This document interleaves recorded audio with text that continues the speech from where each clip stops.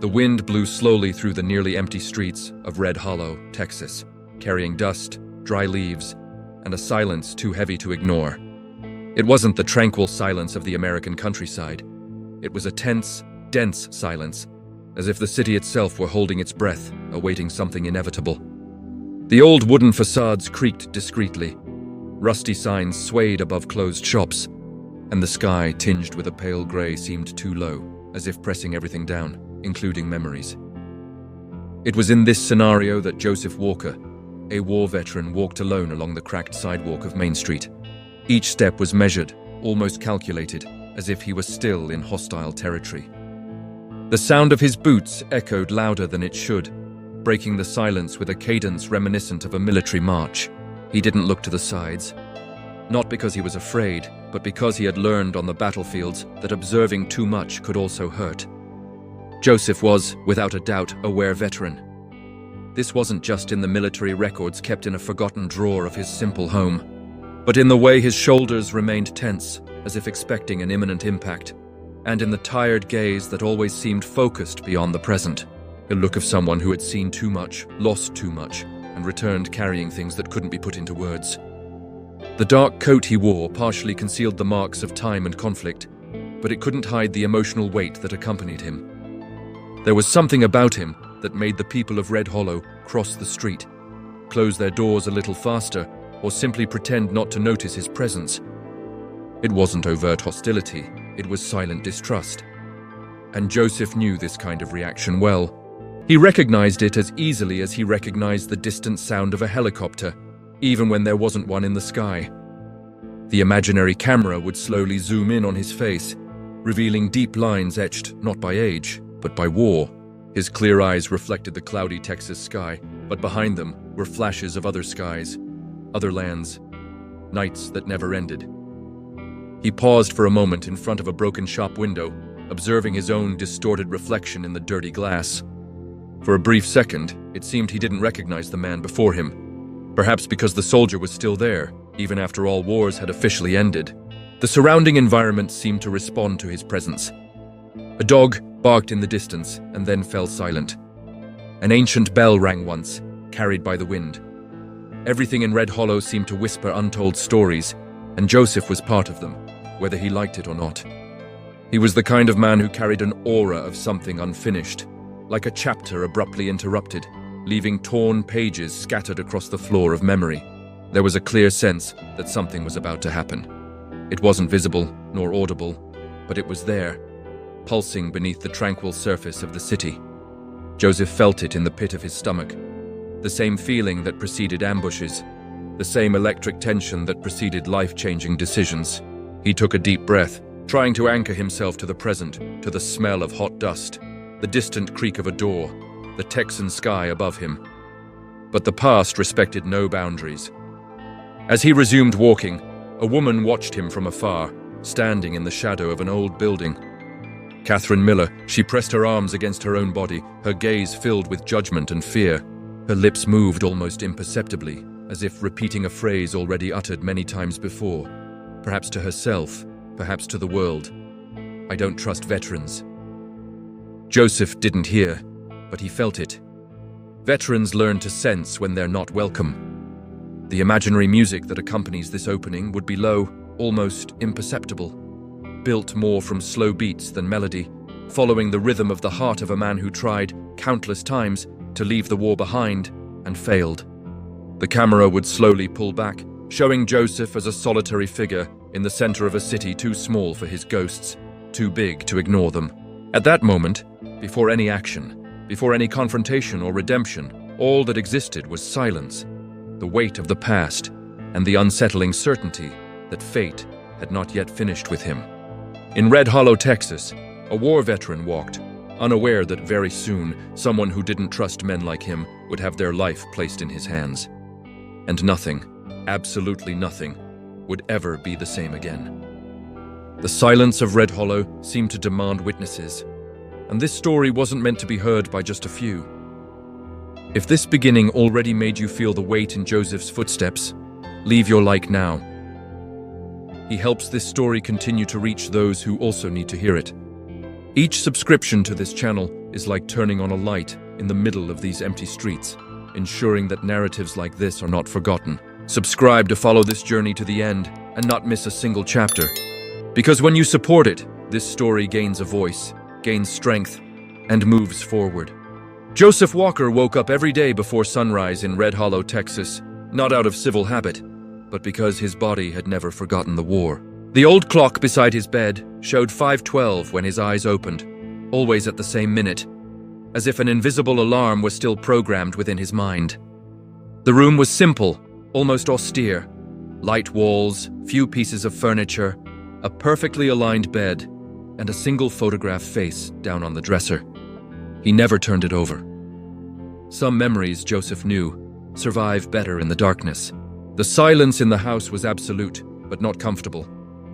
For a war veteran, silence is never empty. It always comes laden with echoes. Joseph remained seated on the edge of the bed for a few seconds, breathing deeply, making sure he was really there, at home, and not in some distant desert or in a foreign city reduced to rubble. Only then did he get up, put on his boots, and head to the kitchen. Each movement methodical, almost ritualistic. The coffee was always strong, bitter, prepared the same way for years. He drank it in silence, looking out the window at the dry backyard, where the grass stubbornly refused to grow. That arid land suited him. Red Hollow was a small town, the kind where everyone knew each other, but few really saw each other. For Joseph, this was convenient. Invisibility was a relief. As a war veteran, he had learned that drawing too much attention could be fatal, emotionally or otherwise. After coffee, he would go for a walk. It wasn't exercise, it was surveillance. Joseph walked the same streets every day, observing storefronts, parked cars, open windows.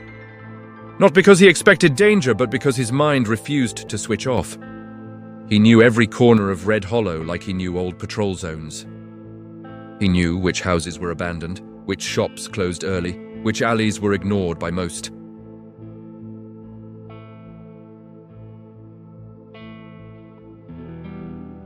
The neighbors watched him with restrained curiosity. Some whispered, others avoided eye contact. To many, Joseph Walker was just the veteran, a heavy and convenient label. Few knew how many wars he had fought in, how many times he had returned home in crates draped with flags, not his own, but those of friends who had fallen by the wayside. To Red Hollow, he was an uncomfortable presence, a living reminder of something they preferred not to confront. Joseph did odd jobs around town. He repaired fences, helped unload trucks, replaced storm-damaged roofs. He never complained about pay, and almost always accepted less than they offered. He didn't do it out of humility, but because money was never what motivated him. Work kept his hands busy and his mind elsewhere. When I was focused on a physical task, the ghosts receded a little. Even so, there were difficult days. Days when an unexpected sound, an exhaust pipe backfiring, a door slamming shut, made his body react before reason. His muscles tensed, his heart raced, and for a few seconds he was no longer in Red Hollow. In those moments, Joseph would distance himself from people, find a secluded corner, and breathe until the world returned to normal. None of the residents saw this. They only saw the silent, distant, always serious man. At night, Joseph avoided bars and gatherings. He preferred the isolation of his home, the predictability of solitude. Sometimes he would sit on the porch, observing the starry Texas sky, so different from the skies he had learned to fear. It was there that he thought of men like John Harris and Christopher Reed war buddies, who didn't have the chance to grow old. He spoke to them in silence, as if they were still by his side. For a war veteran, the dead are never truly gone. Joseph's relationship with Red Hollow was strange and uneven. He cared for the town, but the town didn't care for him. Children would huddle close to their parents when he passed by. Adults maintained a respectful but cold distance. There were exceptions, such as Evelyn Parker. There was an elderly lady who sometimes left a pie on his doorstep without saying a word. Joseph never asked why. He simply accepted it. Simple gestures could still penetrate his defenses. Catherine Miller, on the other hand, was the opposite of Evelyn. Joseph could see her gaze whenever their paths crossed.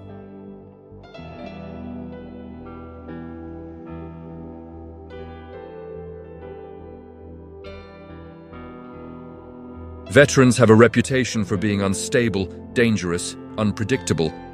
Joseph didn't blame her. He himself, on darker nights, was afraid of what he carried within himself. When the day ended, Joseph returned home with a tired body and an exhausted mind. He sat at the table, ate in silence, and before sleeping, checked the doors and windows, even knowing that Red Hollow was safe. It was a habit that wouldn't die with the end of the war. He lay down, turned off the light, and stared at the ceiling in the darkness. Sleep came slowly, fragmented, never deep. For a war veteran, true rest is a rare luxury, and so the days repeated themselves. A man who had survived battles few could imagine was now waging a different kind of war. Silent, invisible, daily. Red Hollow continued its routine, oblivious to the fact that this lone war veteran was an emotional time bomb about to be tested by fate. Something was approaching, something that would break that rigid routine and force Joseph Walker out of the shadows. And when that happened, the town would have to decide whether to continue turning a blind eye or finally see the man behind the uniform who never ceased to exist. Before being known in Red Hollow as the veteran even before silence became their primary language, Joseph Walker. He was just a boy from rural Texas, raised under a sky too vast to contain small dreams. He was born and raised not far from there, in a rural area where the dirt roads seemed to lead nowhere in particular, but taught him from an early age the value of persistence. His father woke before the sun and returned after it set. His mother kept the house standing with a quiet, almost invisible strength. It was there that Joseph learned that character wasn't announced aloud, it was proven in the details. As a child, Joseph was observant. While other children ran around aimlessly, he liked to understand how things worked. He took apart old radios, repaired broken fences, and helped neighbors without expecting anything in return. There was a silent need within him to be useful, to be part of something bigger. Perhaps that's why he so admired the Veterans Day parades, when uniformed men walked with firm steps, carrying stories that no one told, but everyone respected. For Joseph, those men represented purpose. At school, he wasn't the most popular, but he was respected. Teachers saw discipline and focus in him. Classmates saw him as someone reliable. John Harris John, his best friend since adolescence, used to say that Joseph was the kind of person who would show up in the middle of the night if you called him for help. John laughed, talked loudly, and dreamed of leaving Texas and seeing the world. Joseph listened more than he spoke, but deep down, he shared that desire to go beyond known borders. The Walker family had no direct military tradition, but there was a deep respect for service. Joseph's grandfather spoke little of the past, but kept a folded flag in a wooden box. That was enough. The silence carried more meaning than any speech. Joseph grew up understanding that serving wasn't about glory, but about responsibility. And by the time he reached adulthood, that idea was too deeply ingrained to be ignored. It was after high school that the decision began to take shape. The world seemed unstable. The news spoke of distant conflicts, and Joseph felt, almost instinctively, that he would be called. Not out of anger, not out of a desire for violence, but out of a deep sense of duty. Christopher Reed Joseph, a schoolmate and future comrade in arms, remembered well the night Joseph whispered that he was going to enlist. There was no bravado, just certainty. Before the war, Joseph also knew love, a simple love, without exaggerated promises. Someone who saw him not as a potential hero, but as a man. They walked along dirt roads, talked about a quiet future, maybe a modest home, maybe children. Joseph never promised he would stay. He promised he would do what he thought was right. And for him, that was always the same thing. When the day of enlistment arrived, there were no excessive tears. There were long, silent embraces. His mother held his face in both hands and asked only one thing, that he return whole, even if changed. His father squeezed his hand tightly, a brief gesture, but one laden with restrained pride. Joseph left with a simple backpack and a heavy but resolute heart. In training, he stood out not for his aggressiveness, but for his calmness under pressure. Instructors quickly realized that Joseph had something rare, emotional control. He thought before acting, observed before deciding. For a war veteran in training, these qualities would be crucial. He made friendships that seemed indestructible, bonds forged even before the first real shot was fired. John and Christopher were among them, and together they naively believed that the war would only be a difficult phase before returning to normal life. Back then, Joseph still believed in simple endings. He believed that sacrifice had a beginning, a middle, and an end. He didn't know that some choices stay with a man forever. He didn't know that, by crossing the ocean, he would leave parts of himself on foreign soil. Before the war, Joseph Walker was whole. He had common fears, attainable dreams, and a clear vision of who he was. This version of Joseph still exists, buried beneath layers of experiences that the civilian world could never fully comprehend. But it is real, and understanding who he was before the war is essential to understanding why he survived it, and why, even now in Red Hollow, Texas, he still struggles to reconcile the man he was with the war veteran he has become. The war did not begin for Joseph Walker with explosions or gunfire. It began with the heavy silence inside a military plane, crossing the ocean, while young men pretended to sleep so as not to face the fear in each other's eyes. It was there, in that cramped and vibrant space of tension, that Joseph understood there was no turning back. When his feet touched foreign soil for the first time, he felt something break inside him, not in pain, but in realization. The world was no longer simple. It never would be again. Joseph officially became a war veteran. From the very first day, he had to make decisions that no training could fully simulate. The heat was stifling. The air felt too heavy to breathe. And every street he walked brought the constant feeling of being watched. He quickly learned to identify dangers where others saw only ruins. He learned to read silence like a deadly language. And, above all, he learned that surviving meant carrying impossible choices. The nights were the worst, not because of the darkness, but because of the anticipation, the distant sound of footsteps, the rustling of the wind against broken structures, a radio crackling out of tune. Everything could mean life or death. Joseph rarely slept deeply. When he closed his eyes, he did so with an alert ear, and his body prepared to react in fractions of a second. It was there that his nervous system reprogrammed itself without asking permission. John Harris, he used to joke to relieve the tension. He'd say that when it was all over, he'd open a bar on some distant beach. Joseph listened and smiled slightly, but he couldn't clearly imagine that future. Something inside him already suspected that not everyone would see the end of the story. Christopher Reed, always more introspective, he shared watch shifts with Joseph. The two spoke little, but understood each other in silence. An understanding that only arises when one depends on the presence of the other to continue breathing. The moment that irreversibly marked Joseph didn't come with cinematic heroism. It came with confusion, dust, indistinct screams, and decisions made in seconds. A patrol that should have been simple turned into chaos. Time seemed to slow down as the world exploded around them. Joseph remembers the sound, not loud, but deep, as if it passed through his body. He remembers the feeling of floating between instinct and reason. He remembers shouting orders without recognizing his own voice. When it was all over, there was silence again. A different kind of silence, heavier. John didn't answer when Joseph called him. Christopher was wounded but alive. Others weren't so lucky. Joseph knelt on the ground, his hands trembling, feeling the weight of a responsibility that would never leave his shoulders. He had done everything right, according to protocol. Even so, lives were lost. War accepts no excuses. From that day on, something changed within him.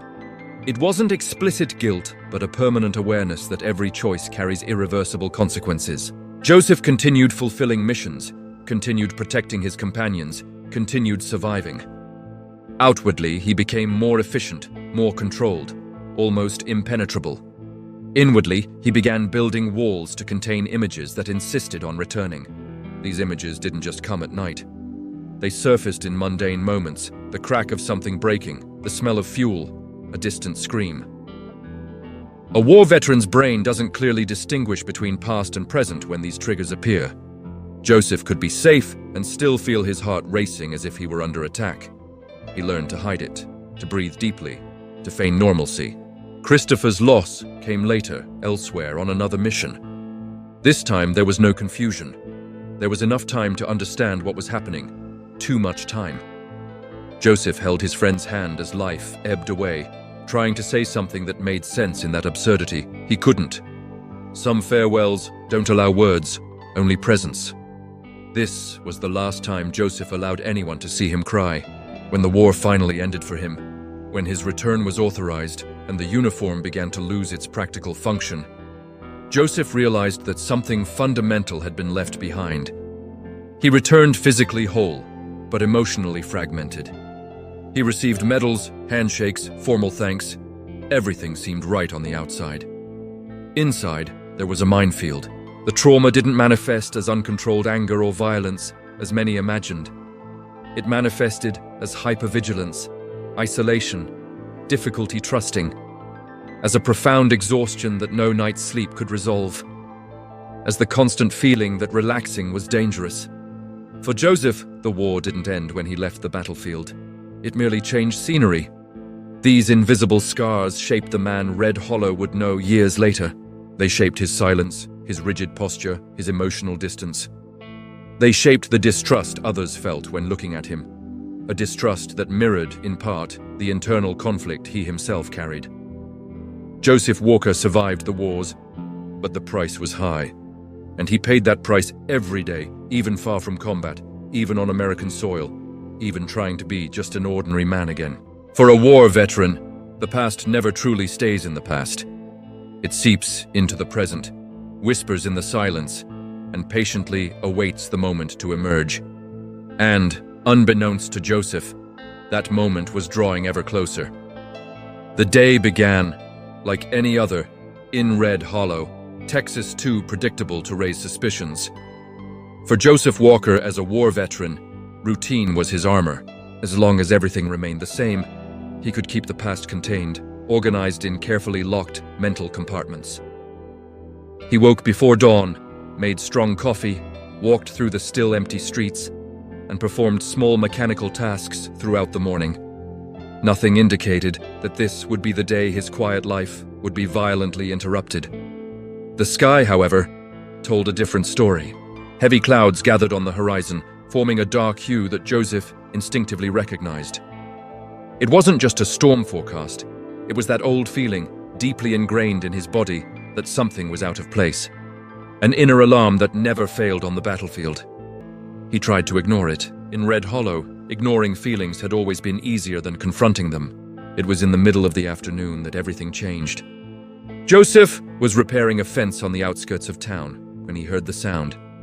It wasn't loud, but it was too specific to be mistaken. A muffled scream, abruptly cut off. His body reacted before his mind could intervene. He dropped his tools and stood still for a second, listening. The wind carried another sound. Disorganized, rapid footsteps, followed by a dry thud, like metal against metal. The war had taught Joseph that seconds of hesitation cost lives. Without thinking about how he would be seen, without considering the social consequences, he moved. He ran towards the sound, crossing a stretch of uneven land that led to an old, abandoned shed on the outskirts of Red Hollow. Each step awakened muscular memories he believed to be dormant. His heart pounded, but his mind was strangely clear. It was as if the world had narrowed to that single point. Inside the warehouse, the scene unfolded in fragments. A car with its door open, a cell phone lying on the floor, a woman cornered against the wall. Catherine Miller, the same gaze that had always watched him with suspicion, was now filled with pure terror. Before her stood a man in a clear state of disarray, driven by anger, alcohol, and something deeper, something unpredictable. For a moment, Joseph froze, not out of fear of the aggressor, but because of the brutal impact of realizing who was in danger. Catherine, the woman who avoided crossing paths with him, the woman who, days before, had said in a low but firm voice that she didn't trust veterans. The universe seemed to be testing an irony too cruel to be a coincidence. The attacker didn't notice Joseph immediately. He was too focused on his own rage. Catherine tried to scream again, but her voice failed her. Her eyes met Joseph's for a fraction of a second, enough time for him to see something beyond fear. He saw regret. He saw judgment being replaced by despair. And above all, he saw a life about to be irrevocably altered. It was at that moment that the past and the present collided with full force. Joseph felt the old inner conflict resurface violently. He had promised himself he wouldn't get involved, that he wouldn't put anyone at risk by being too close, that he wouldn't allow the city to see him as what he most feared being seen as, a threat. But the war had also taught him something else, an inescapable truth that transcends prejudice. When someone is in danger, you act. The assailant finally noticed Joseph. His eyes narrowed, assessing him quickly. Perhaps he saw only a lonely older man, seemingly out of place. Perhaps he didn't realize he was facing a veteran trained to function under extreme pressure. He advanced, shouting something incoherent, trying to intimidate. Joseph did not respond with words. He positioned himself instinctively, calculating distance, angles, possibilities. Each movement was economical, controlled, without unnecessary aggression. He didn't want to hurt anyone. He wanted to end the situation. This difference was fundamental. Military training hadn't turned him into a violent man, but into someone capable of containing violence when necessary. The confrontation lasted only a few seconds, but it felt like an eternity to Catherine. Joseph disarmed the attacker with precision, using minimal force, controlling the man's body until he no longer posed a threat. There were no excessive blows, no anger, just efficiency. When it was all over, silence returned to fill the space, heavy and incredulous. Catherine fell to the ground, trembling. Joseph stepped back, giving her space, as he had learned to do in civil conflict zones. He knew that, at that moment, any approach could be interpreted as a threat. His face was calm, but inside, chaos had returned. His hands trembled slightly. The smell of the surroundings, the tone of the light, everything seemed to pull him back to places he had fought so hard to leave. Sirens began to echo in the distance. Someone had called the police. Joseph felt the old instinct to disappear. In wars, remaining after the conflict wasn't always the best option. But this time, he stayed. He stayed because fleeing would reinforce narratives he never chose, but always carried with him. When the police arrived, they found an unexpected scene. An assailant restrained, a woman alive, and a war veteran standing silently, with a firm posture, waiting. Catherine was the first to speak. Her voice still faltered, but her words were clear. She pointed to Joseph and said, bluntly, that he had saved her life. That moment echoed through Red Hollow louder than any distant explosion. For Joseph, however, the real impact came later. When everything calmed down and Catherine, still shaken, approached him. Her eyes no longer held distrust. They carried something much heavier, the awareness of a profound mistake. She opened her mouth to say something, but no words came out. Joseph only nodded slightly, as if to say it wasn't necessary. But the event had already been triggered. The routine was broken. The invisibility was over. Joseph's past, his skills, his traumas, and his identity as a war veteran had been irreversibly pulled to the surface. Red Hollow could no longer pretend he was just a silent shadow. And Joseph, whether he liked it or not, had been called to action again, not by a flag, not by orders, but by humanity. And that calling would only be the beginning.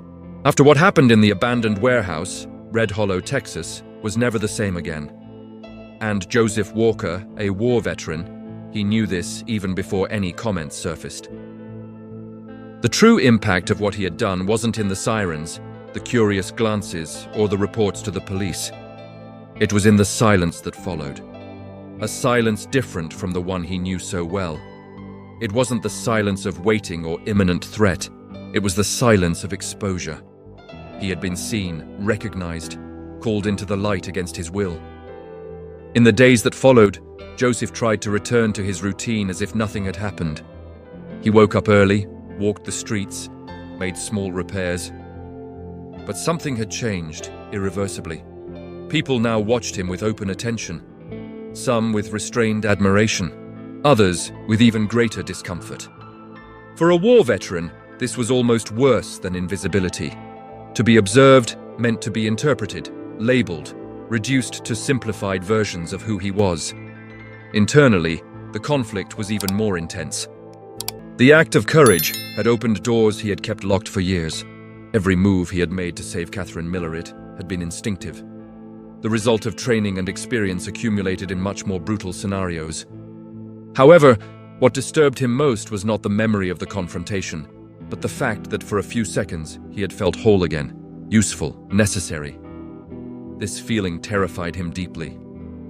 Joseph had always believed that keeping his distance from the world was a way to protect others and himself.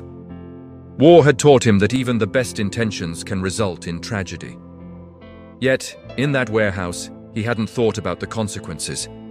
He had only thought about preserving a life, and that brought him face to face with an uncomfortable truth. Perhaps he wasn't too broken to act. Perhaps he was just afraid to try. Catherine sought out Joseph 3 days later. She appeared at his door at dusk, hesitant, like someone stepping into unfamiliar territory. Joseph sensed her presence even before she knocked. He always did. He opened the door slowly, maintaining a neutral posture. There was no resentment in his gaze, only caution. She began to speak, but stopped mid-sentence. She took a deep breath. She said she owed him her very life. She said she had grown up hearing negative stories about war veterans.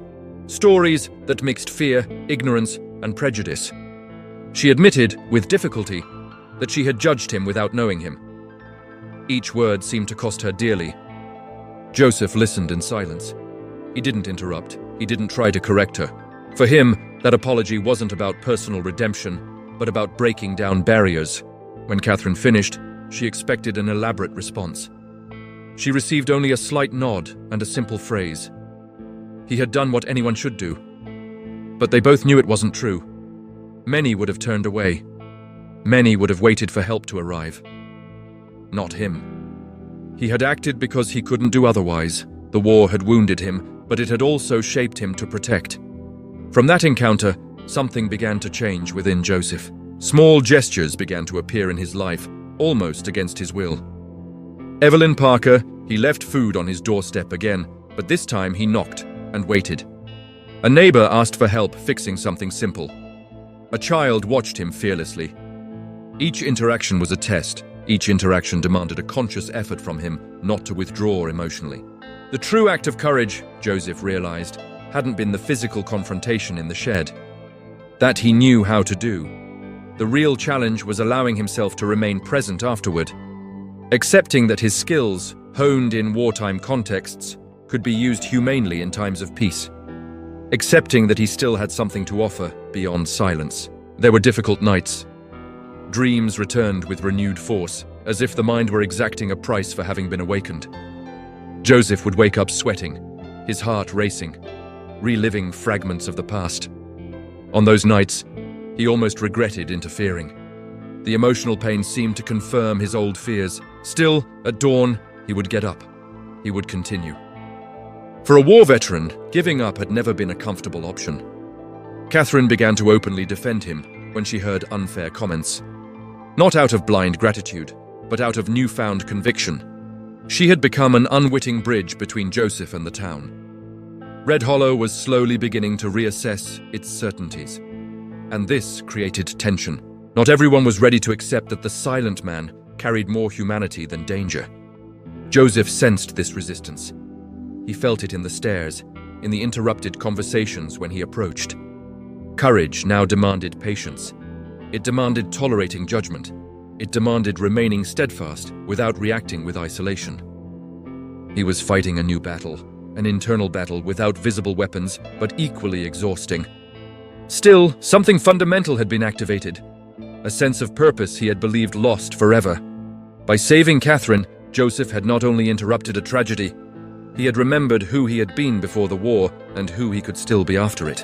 The war veteran hadn't disappeared, but for the first time, he was learning to coexist with the man. And that silent decision, to continue showing himself to be human despite the scars, would be put to the test very soon, when a greater conflict emerged, demanding more from him than strength or technique, demanding vulnerability, demanding everything he still feared to face. What began as a whisper in Red Hollow, Texas, it quickly turned into a noise impossible to ignore.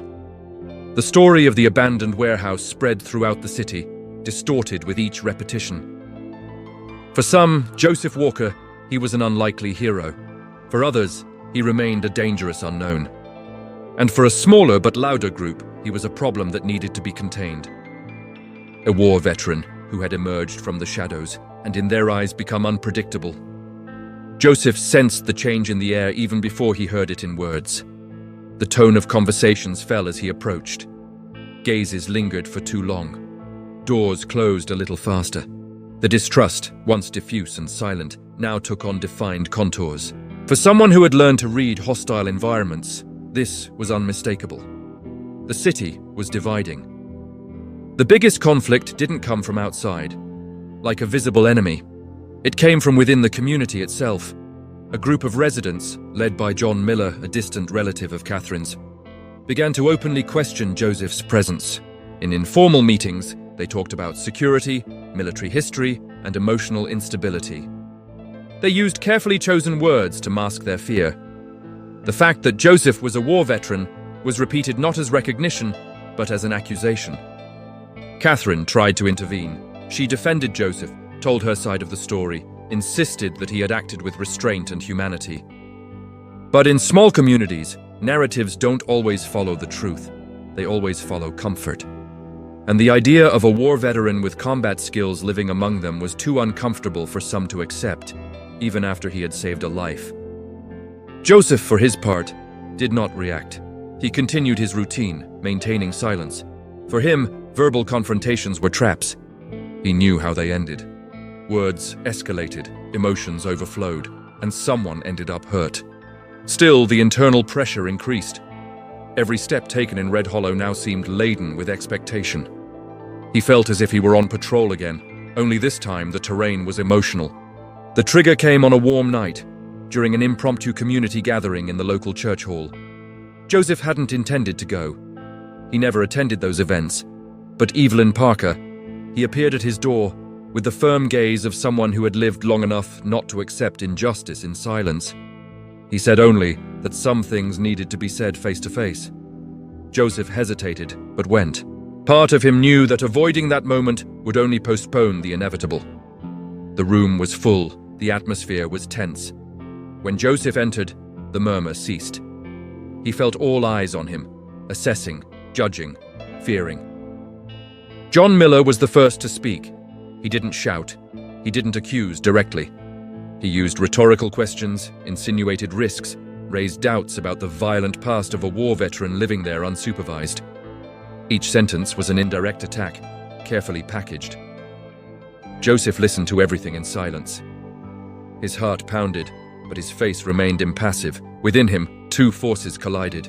The first, shaped by war, told him to leave, to avoid the siege, not to expose himself. The second, newly awakened, said that fleeing would confirm everything they said about him, that this was the moment to stay. When Catherine tried to speak, she was interrupted.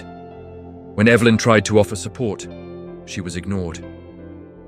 The atmosphere grew increasingly hostile. Joseph realized something that chilled him to the bone. The situation was dangerously close to spiraling out of control. Not physically yet, but emotionally. And emotional wars, he knew, leave deep scars. Joseph's voice was low, firm, without aggression. He said he understood the fear. He said he knew how war veterans were viewed.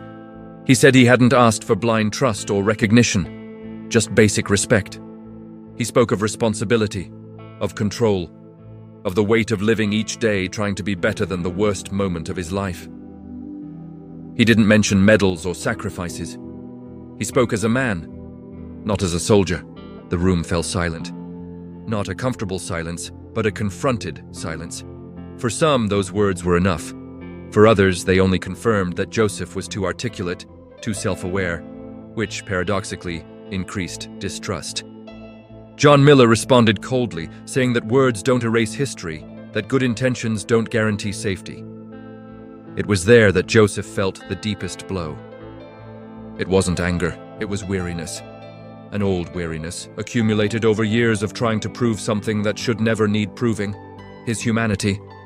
He realized that this conflict wouldn't be resolved with a speech. nor with a single act of courage.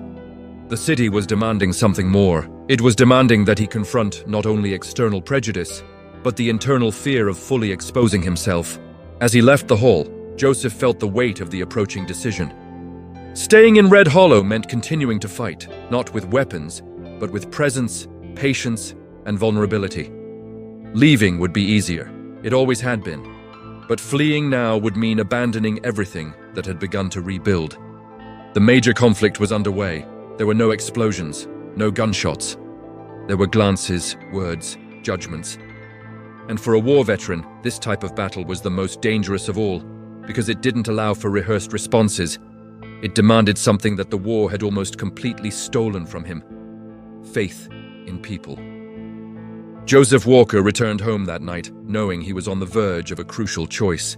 The next crisis would not test his physical strength, nor his tactical skills.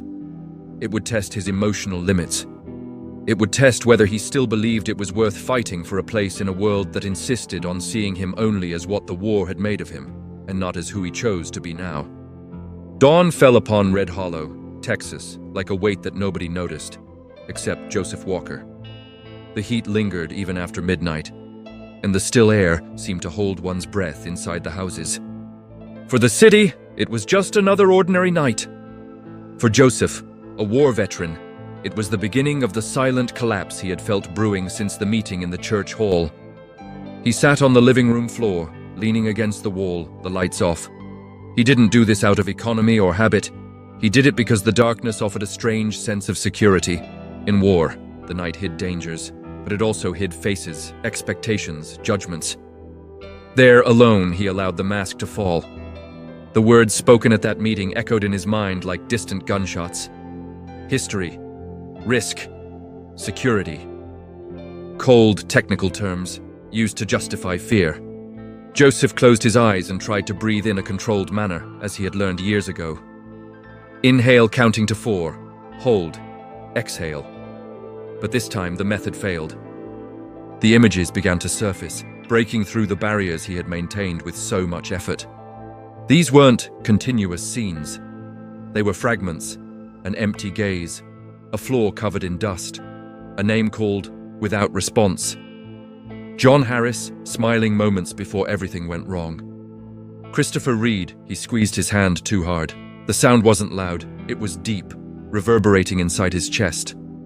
For a war veteran, memories don't ask permission. They invade. Joseph brought his hands to his face, pressing his eyes shut as if he could push the past back to where it came from. His body trembled slightly. He felt ashamed of this moment of weakness, even though he was alone. The war had taught him to endure physical pain without reacting. But emotional pain was different. It didn't obey orders. The trigger came from something small, almost insignificant. A car drove by and the sound of its exhaust backfired unevenly. To anyone else, it would have been just urban noise. To Joseph, it was enough. His body reacted instantly. He jumped to his feet, his heart racing, his muscles tense, his senses on high alert. For a second, just 1 second, he was no longer in Red Hollow. He was back on the battlefield. The room vanished. The walls crumbled into broken structures. The air grew heavy, too hot. He heard screams, orders, the distant sound of something approaching too fast. His brain couldn't distinguish between memory and reality. That was the cruelest part of the trauma. His mind believed. Joseph moved through the house as if on a mission, checking doors, windows, angles. He murmured words he hadn't spoken in years. When he finally realized where he was, the shock was devastating. He fell to his knees on the kitchen floor, breathing heavily, feeling an overwhelming pressure in his chest. His hands trembled uncontrollably now. I can't go on like this, he thought. And for the first time since returning from the war, the idea of leaving didn't just seem like an option. It seemed like a necessity. He felt dangerously close to losing control. And losing control was the greatest fear of a war veteran, aware of his own capabilities. Sitting on the cold floor, Joseph felt something he had avoided for years. Deep guilt. Not just for the war, not just for those who didn't return, but for still being there. For still carrying something that frightened others. For confirming that night, all the fears that Red Hollow projected onto him. If they could see him now, he thought, they would be sure they were right. The tears came silently, heavily, without sobs. He couldn't remember the last time he had cried like that. There was no audience, no one to hold back. Just a man broken by the accumulated weight of choices, losses, and judgments. Joseph whispered names in the dark like a twisted prayer. He offered apologies that would never be heard. That's when the knock came at the door. Joseph froze. Instinct screamed at him not to answer. His heart raced again. Who could be there at this hour? Another confrontation, another accusation. He stood slowly, each step an internal struggle between fear and responsibility. He approached the door silently and looked through the side window, era Catherine Miller. She looked exhausted, her eyes red, her body tense. Joseph hesitated. Part of him didn't want to be seen in that state. He didn't want her to witness how fragile he truly was, but something in her face indicated urgency. He opened the door. Catherine spoke before he could say anything. She said she'd heard rumors, that things were getting worse, that people were pressuring him to leave town. She said she felt responsible. But looking closely at Joseph, the words died. She saw what he had tried to hide from everyone, the true cost of being a war veteran trying to live in peace. Joseph couldn't answer. He simply stepped back, allowing her to enter. He no longer had the energy to maintain defenses. Catherine sat at the kitchen table, observing the simple surroundings, feeling the weight of the silence. After a long moment, Joseph finally spoke, his voice low and broken. He said that perhaps it would be better to leave. He said he was tired of fighting. He said he no longer trusted himself when the past returned with such force. Those words marked the breaking point. They weren't spoken to convince Catherine. They were spoken because he could no longer hold them back. It was the naked truth, exposed, without strategy, without control. The soldier wasn't speaking. The man was. Catherine listened in silence. She didn't try to correct or downplay it. When she spoke, she said something simple but devastating. That on that night in the shed, when everyone else had failed, he hadn't. That what she saw there wasn't danger, but pain. And that running away now would mean allowing the war to win once again. Joseph lowered his head. That sentence pierced through all his defenses, because, deep down, he knew it was right. The war had already taken friends, years, entire parts of who he had been. If it made him leave again, it would also take away the little hope that was beginning to emerge. The breaking point didn't end with a clear decision. It ended with utter exhaustion. Joseph sat there while Catherine remained beside him, not touching, not pressing, just present. And, for a war veteran who had always believed he had to face everything alone, that silent presence was both unbearable and necessary. The night wore on. The past slowly receded. But Joseph knew, at dawn, he would have to choose. And that choice would define not only his future in Red Hollow, but whether he still believed he could exist beyond the scars the war had left him. Dawn in Red Hollow, Texas, he arrived without fanfare, as if the city were deliberately ignoring the emotional storm that had swept through the early morning. The pale sunlight streamed through the kitchen window of Joseph Walker, a war veteran, drawing soft lines on the worn floor. He hadn't slept. He'd remained seated at the table for hours, staring into the void, while the world slowly resumed its rhythm. For others, it was just another day. For him, it was the day he would have to decide whether to continue fighting or finally surrender to exhaustion. Catherine had left shortly before sunrise. She made no promises, no requests. Just a firm look, laden with a silent confidence Joseph couldn't remember ever having received before. Her presence, though brief, had left something different in the air. It wasn't naive hope. It was shared responsibility, and that weighed heavily. Joseph rose slowly, his body stiff and his mind still alert. He made coffee but barely touched the cup. He put on his coat, slipped on his boots and went out. He needed to walk. He needed to feel the ground beneath his feet to remember that he was there, now, and not in another time. The streets of Red Hollow were almost empty, but not silent. There were whispers, doors ajar, people watching from behind curtains.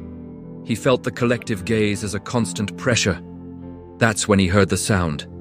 It hadn't come from far away. A dry crack, followed by confused shouts, cut through the morning air. Joseph stopped. His body reacted before his thoughts, as always. But this time, something was different. Instead of moving immediately, he breathed. He forced his mind to assess. War had taught him to act quickly. Civilian life demanded something more difficult: to act right. The sound came from the area of the old grain storage facility near the disused railway line. A forgotten, dimly lit place where some young people used to gather to drink. Joseph knew this. And he also knew that conflicts there could escalate quickly. As he approached, he heard raised voices. He recognized one of them, John Miller. The scene unfolded with raw tension. John was agitated, surrounded by two other men. In the center, a city boy, no more than 20 years old, visibly terrified, accused of something that was still unclear. There was too much anger, too much alcohol, too much judgment. A shove turned into a threat. A threat turned into a siege. For Joseph, that was a clear trigger. A moment when wrong decisions create irreversible tragedies.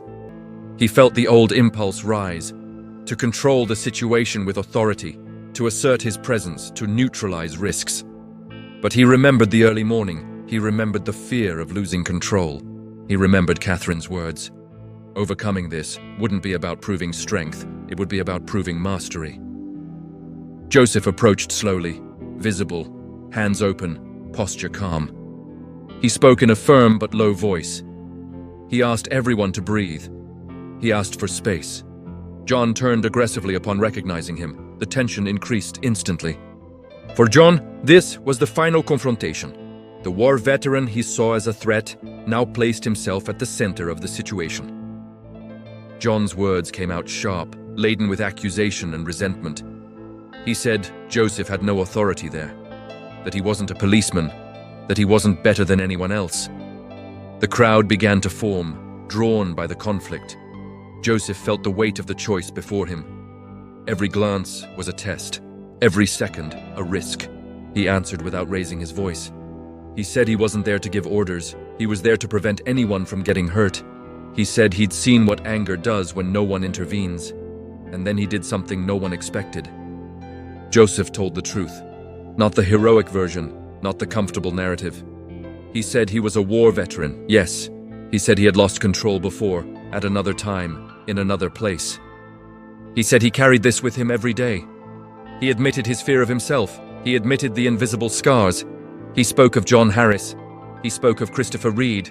He spoke of carrying names that would never answer for them again. There was no dramatization. There was raw honesty. The effect was immediate and profound. The anger in the air didn't disappear, but it lost its intensity. The boy at the center of the commotion began to cry, the tension draining from his body. John remained silent for a few seconds that were far too long. For the first time, the war veteran was not being observed as a threat, but as a mirror, an unsettling reflection of what violence produces. When one of the men tried to advance again, it was Joseph who intervened physically, but with restrained precision. He held the arm, deflected the momentum, kept his distance. There were no blows, there was no humiliation, only restraint. That, for Joseph, was the true climax. Not the confrontation itself, but the ability to act without losing himself. The police arrived minutes later. This time there was no automatic suspicion of Joseph. Witnesses spoke. Catherine, who had arrived shortly before, confirmed every word. Evelyn Parker, he watched from a distance, tears in his eyes. The conflict was resolved. The boy emerged unscathed. John was restrained by his own shame, more than by any external authority. When it was all over, Joseph felt the weight slowly lift from his shoulders. It wasn't complete relief. It was something more solid, acceptance. He hadn't run away, he hadn't exploded, he hadn't hidden. He had faced his greatest fear, to be seen in his entirety, flawed, wounded, human, and still remain standing. The town of Red Hollow didn't transform instantly. Real change is never instantaneous, but something fundamental had shifted. The war veteran was no longer just a label. He had a face, a voice, a history. Joseph Walker walked home with lighter steps, not because the past had disappeared, but because, for the first time, he wasn't carrying it alone. Overcoming adversity wasn't about defeating an external enemy. It was about consciously choosing not to let war define the end of his story. And on that day, under the Texan sun that finally seemed higher in the sky, Joseph understood that surviving wasn't his greatest achievement. His greatest achievement was continuing to live, with enough courage to persevere.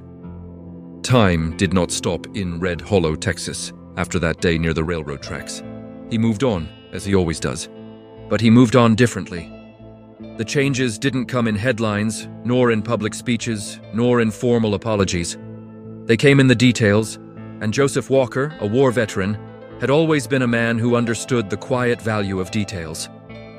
In the following weeks, the city began to breathe with less tension, not because everyone had changed their minds, but because fear had lost center stage. Joseph returned to his routine, but it was no longer the same. The morning walks continued. The strong coffee remained bitter. The silence still accompanied him. The difference lay in how that silence was now filled, not just by memories, but by presences. Catherine Miller would cross paths with him on the street and never look away. Sometimes they would talk briefly. Other times they would just exchange a nod. Trust didn't arise as a grand gesture, but as something built, step by step, with care. Catherine carried her own guilt for having judged without knowing, and Joseph didn't demand redemption. For him, the simple fact that she saw him as a man and not as a label was enough. Evelyn Parker, he began inviting him to sit on the porch at dusk. He spoke little, like Joseph. Sometimes he would comment on the Texas heat, sometimes on old times. He never asked about the war. I knew instinctively that some stories can only be told when they find a safe space to exist. And that space, for Joseph, was finally beginning to form. The city also began to change its attitude.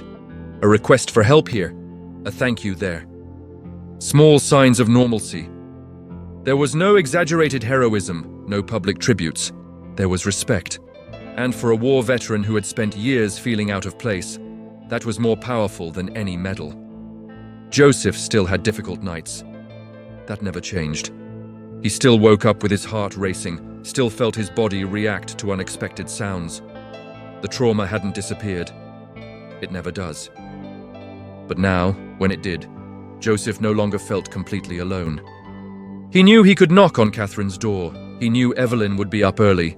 He knew that Red Hollow, even with its flaws, was no longer enemy territory. One day, while repairing a fence near the local school, a boy approached. It was the same young man involved in the conflict near the railroad tracks. The boy awkwardly thanked him for preventing him from doing something that would have changed his life forever. Joseph listened silently, and in the end, simply told him to choose better who he wanted to be when he was angry. That simple conversation resonated more strongly than any speech. Joseph began to understand something the war had never taught him, that living also requires courage, a different kind of courage than that of the battlefield. The courage to remain vulnerable, to be seen, to accept help, to not define oneself solely by scars, but by what one chooses to do despite them. Red Hollow hadn't become perfect. Small towns never are. There was still distrust in some glances, still whispered comments. But there was also something new. Awareness. The understanding that a war veteran isn't an automatic danger, nor an idealized hero, but a human being who carried a weight that many could never bear. Joseph Walker began to allow himself small dreams again. Nothing grandiose. Maybe to stay there longer. Maybe to transform his house into a real home. Maybe, one day, to be able to sleep through the night without any disturbances. He knew that healing wasn't linear. He knew that relapses would come, but he also knew that now there was purpose. At the end of an ordinary afternoon, Joseph walked to the top of a hill near the town. From there, he could see all of Red Hollow, bathed in a golden sunset, as vast as only a Texas sky can be. He took a deep breath, feeling the warm wind touch his weathered face. For the first time in a long time, he didn't feel the need to be on high alert. He simply existed. He thought about John Harris and Christopher Reed in The Men Who Didn't Have the Chance to Live Through That Moment. He thought that perhaps honoring their memory wasn't just about surviving the war, but about choosing to live well after it. choosing not to let fear be the last word. Joseph didn't become a symbol. He didn't become a perfect example. He became something more real. A man who faced his own abysses and chose to persevere. A war veteran who discovered that the greatest battle wasn't against visible enemies, but against the idea that he didn't deserve peace. And so, in silence, without applause, Joseph Walker found something he thought he had lost forever. It wasn't oblivion. It wasn't complete redemption. It was belonging. Because, in the end, the real lesson that Red Hollow learned, and one that resonates far beyond that small town in rural Texas, is simple and profound. Not all veterans carry danger. Some carry enough courage to save lives, including their own. If you've made it this far, it's because this story has also resonated with you. Stories like Joseph's exist to remind us that behind every silence lies an invisible battle. And that's what this channel aims to deliver, with depth and respect. If this content resonated with you, it's worth subscribing and continuing to follow the upcoming narratives. If you want, leave a comment saying, "This message was for me." It's a simple way to show that you stayed until the end and felt the journey. And if, at any point, you connected with this story, the like comes almost as a natural gesture of recognition. There's a video over here that complements this topic and delves even deeper into this conversation. Click on it and continue reading. The story continues, and you're a part of it.